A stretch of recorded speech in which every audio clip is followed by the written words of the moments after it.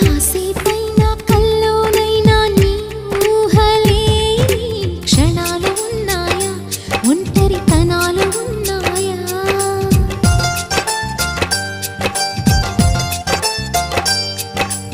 ఏం చేస్తున్నా ఎటు చూస్తున్నా నీ రూపులోనే ప్రతిదీ చూస్తున్నా, నిన్నే ప్రపంచమంటున్నా.